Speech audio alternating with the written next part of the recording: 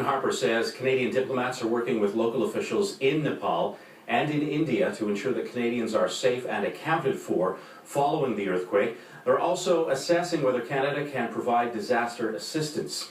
Harper says, quote, "On behalf of all Canadians, Lorene and I offer our heartfelt condolences to the people of Nepal and northern India who lost family and friends in this powerful earthquake and its aftershocks. We mourn with the people of Nepal and India in the aftermath of this terrible natural disaster and offer our help and our prayers." Joining us now to talk about the relief efforts in the wake of the earthquake in Nepal is Stephanie Christensen. She's the operations manager for the international disaster relief charity ShelterBox Canada. Thank you very much for taking the time. Thank you very much for having me. What exactly does ShelterBox Canada do?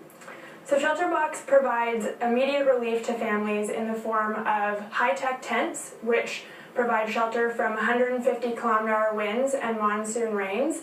And we also provide all of the other items families need to survive after disaster, such as water purification, blankets, etc.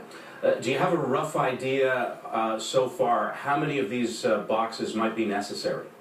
We don't know yet. We have a team standing by at the airport ready to deploy as soon as the airports in Nepal are open again. Thankfully, we do have pre-positioned aid in Nepal already, so we have a few hundred boxes ready to go, and we'll be able to send more as needed. What's in one of these things exactly?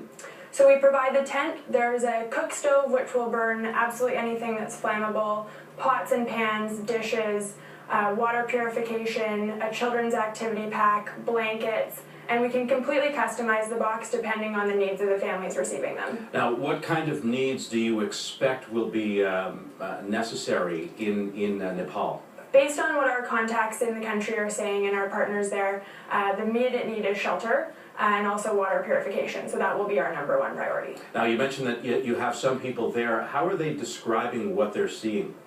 We partner closely with Rotary, and we have a number of Rotarians living in Nepal right now. They say that the atmosphere in Kathmandu is that of fear. They are told that there are going to be more aftershocks. A lot of people are scared to go back in buildings, and there's extreme devastation, so I think it's a very difficult time. Do you think there's going to be an international effort to sort of gather aid and get it there as rapidly as possible? I think so. I think we've already seen a lot of the aid organizations such as ShelterBox stepping up to the plate, and there's been a number of governments doing that as well, and I hope that continues. Now, past experience with this kind of quake, what have you seen in the past that perhaps informs what you do now?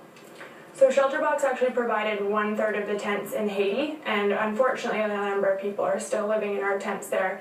We are constantly updating what we're sending in these boxes, what we're providing to families, and so we actually just worked in Nepal last year for flooding, and so we have our contacts there, we know the needs in Nepal, and we'll continue working with our partners on the ground to make sure we're offering the best service possible. You mentioned that there are some people in Haiti who are still living in your tents. Do you think that that might happen in this case, considering how bad this earthquake was?